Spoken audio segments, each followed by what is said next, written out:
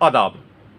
मुत्तहिदा कौम मूवमेंट इस वक्त शदीद तरीन बहरान से गुजर रही है। बहरान का ये सिलसिला जो हकीकी तौर पे पार्टी को कमज़ोर से कमज़ोर तर करता जा रहा है, इसकी इस दफ़ा कोई ऑपरेशन नहीं है बल्कि आपसी इख्तलाफात हैं। NA 245 के बाद अब शाह फैसल कोरंगी की जो शिकस्त हुई, ऐसी सीट पे शिकस्त हुई है जो कि पश्तीनी सीट कहलाती थी। वो सीट जो कि अरसे से सिर्फ़ और सिर्फ मुत्तहिदा कौम मूवमेंट ही जीतती आई थी, और अब मुत्तहिदा कौम मूवमेंट ने इस शिकस्त के बाद एक और झगड़े और फसाद की इब्तिदा हुई है। इस झगड़े और फसाद के बाद और इस शिकस्त के बाद आमिर खान और वसीम अख्तर, जिनको के बारे में हम कहते रहे हैं कि इनके दरमियान धड़ेबंदी है या क़यादत करने से मुताल्लिक जो है वो ख्वाहिश है जिसकी बायस ये काफ़ी इनकी ग्रुपिंग हुई हुई है, उसकी धड़ेबंदी मज़ीद सामने आई। गुज़श्ता रोज़ मुत्तहिदा कौम मूवमेंट का एक आला सतही इजलास हुआ और इस इजलास के अंदर बहुत सारे रहनुमाओं को नहीं बुलाया गया।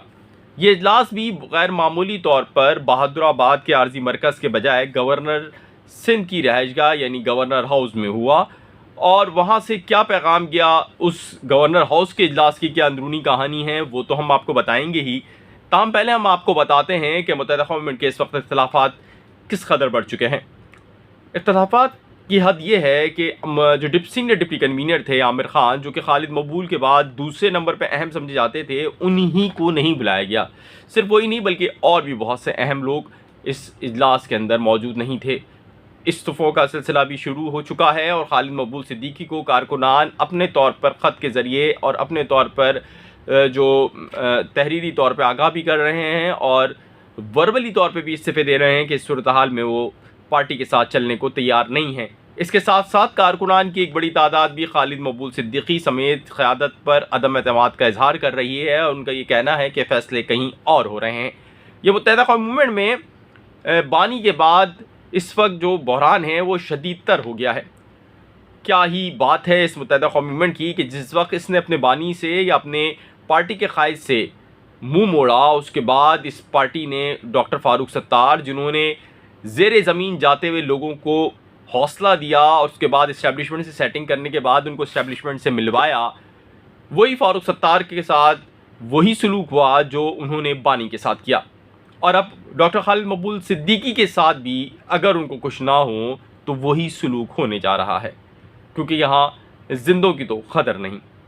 जनाब, मुत्तहिदा कौम मूवमेंट के इख्तलाफात इस हद तक बढ़ गए हैं कि डॉक्टर फ़ारूक सत्तार जो दबाव बर्दाश्त नहीं कर पाए थे, कारकुनान कह रहे हैं कि खालिद मकबूल सिद्दीकी भी अगर वो दबाव बर्दाश्त नहीं कर पाते और उसी शख्स को आ जाता है, और वो शख्स पहले तो फिर किसी कम ओहदे पे था, अब उससे बड़े ओहदे पे मिलता है और उससे ज़्यादा उसको इज़्ज़त अफ़ज़ाई भी होती है, उससे ज़्यादा उसको इज़्ज़त बख्शी जाती है, पार्टी में मर्तबा दिया जाता है, तो फिर फ़ारूक सत्तार कहाँ गलत थे?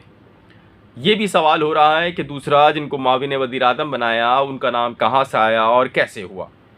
इन सवालात के बाद इख्तलाफात इस हद तक बढ़ गए हैं कि कई रहनुमाओं ने ज़राए के मुताबिक डॉक्टर खालिद मकबूल सिद्दीकी को सीधे अल्फाजों में कहा है कि आप क़यादत के अहल नहीं हैं।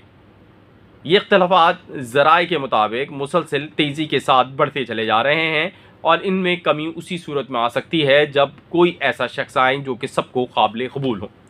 तो जनाब, ये तो थी इख्तलाफात की ख़बरें जो कि इस वक्त ज़बान ज़द-ए-आम हैं। कल गुज़श्ता रोज़ आमिर खान ने एतराफ़ किया कि उनको इजलास में नहीं बुलाया गया था, इस वजह से वो इस इजलास में नहीं गए।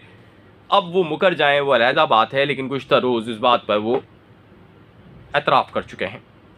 डॉक्टर फ़ारूक सत्तार समेत बहुत सारे रहनुमा कामरान टेसूरी के बाद वापस जाने की तरफ हैं। PSP और दीगर धड़ों से भी राब्ते हो रहे हैं। क्या MQM यकजा हो पाएगी? इस सवाल से हटकर एक नया अलमिया या एक नया बहरान MQM के लिए और एक नया इम्तिहान खड़ा है। वो इम्तिहान ये है कि अब पीपल्स पार्टी भी MQM को आंखें दिखा रही है, जो कि PDM में उनके इत्तेहादी थी। आखिरी शिकस्त शाह फैसल और कोरंगी की जो हुई है, उसके बाद पीपल्स पार्टी ये कह रही है कि ठीक है, हम आपको सुनते हैं, क्योंकि पीपल्स पार्टी को भी नज़र आ गया कि ना अब MQM के पास वो मैंडेट है, ना MQM के पास वो स्ट्रीट पावर कि वो पीपल्स पार्टी को या सिंध हुकूमत को किसी तरह तंग कर सकेगी, या सिंध हुकूमत के हवाले से वो उनके मोहताज नहीं है। पीपल्स पार्टी इस वक्त दीगर सियासी और मजहबी जमातों से तो निगोशिएट करने की बात कर रही है। वो JDC के दस्तरखान भी चले जाते हैं, उनके रहनुमा जो है वो जमात इस्लामी के साथ भी अच्छे से ट्रीट कर लेते हैं। ताहम उनके रहनुमा किसी भी तौर पर एमक्यूएम को ट्रीट करने को तैयार नहीं है। ये बात एमक्यूएम ने जब बल्दियाती अमेंडमेंट से मुतालिक की तो उसके बाद उनको कुछ मसाइल का सामना हुआ, जिसके बाद गवर्नर हाउस में ये इजलास हुआ। गवर्नर हाउस में इस इजलास में एमक्यूएम क़यादत और अरकान ने गवर्नर सिंध से बल्दियाती तरामीम से मुतालिक पीपल्स पार्टी की जो तरामीम करके जो उनको दिया गया है उस पर शदीद तहफ़्फ़ुज़ात का मुज़ाहरा किया।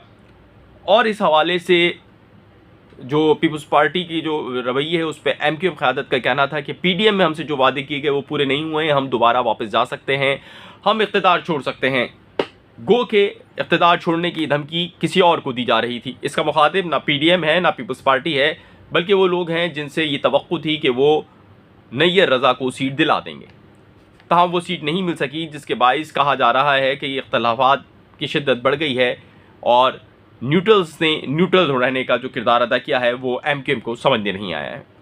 और अब एमक्यूएम ने फैसला किया है वो कामरान टेसूरी के ज़रिए इस्टेब्लिशमेंट को पैगाम भेजेगी। और उसके साथ साथ एमक्यूएम ने यह भी फैसला किया है कि वज़ीर आज़म को यानी शहबाज शरीफ साहब को एक सख्त पैगाम दिया जाएगा कि बल्दियाती इंतखाबात जो होने जा रहे हैं उसमें उनको अच्छी शेयरिंग मिले, जिसका मकसद दरअसल यही है। और ज़राए का कहना है कि उसका मकसद एक ये भी है कि जो बल्दियाती एक्ट आने जाने वाला है उसके हवाले से एमक्यूएम के मौक़िफ़ को इज़्ज़त बख्शी जाए। तो जनाब ये बात लेके गवर्नर सिंध जो हैं चेयरमैन पीपल्स पार्टी बिलावल भुट्टो जरदारी से अगर उन्होंने टाइम दे दिया तो मुलाकात कर सकते हैं, उनसे एक मुलाकात मुतवक्का है। और इसी तरह अगर वज़ीर आज़म ने टाइम दे दिया तो उनसे भी मुलाकात मुतवक्का है। और इसके बाद इन मुलाकातों के बाद कामरान टेसूरी इस्टेब्लिशमेंट या वो लोग जिनके जो ताकत में अहम मरकज़ पे समझे आते हैं या वो लोग जिनकी इस वक्त ताकत के ऐवानों में वो बैठे हैं या वो लोग जिनकी बड़ी सब इज़्ज़त करते हैं और उनकी कही हुई बात को हर लीडर और हर रहनुमा मान लेता है, उनसे रब्ता करने के बाद कोशिश की जाएगी कि किसी तरह जो है वो मामला बैठ जाएँ। बसूरत दीगर एमक्यूएम जो है वो ये सोचेगी कि नहीं खेल रहे तो हम नहीं खेल रहे तो हम किसी को खेलने भी नहीं देंगे। लेकिन क्या ये एमक्यूएम के लिए इतना आसान होगा? अपने फीडबैक से हमें ज़रूर आगाह कीजिएगा और ये भी बताइएगा कि इस हवाले से आप हमारे इस जो हमारी ख़बर है उसको किस तरह देख रहे हैं। हमारी हौसला अफजाई कीजिएगा, हमारी इन वीडियोस को लाइक कीजिएगा, हमारे चैनल को सब्सक्राइब कर दीजिए और जनाब बेल का आइकॉन बटन दबा दीजिए ताकि हमारा हर व्लॉग आपको मिल सकें। कराची प्रेस क्लब के इस स्टूडियो से मुझे इजाज़त दीजिए। आदाब।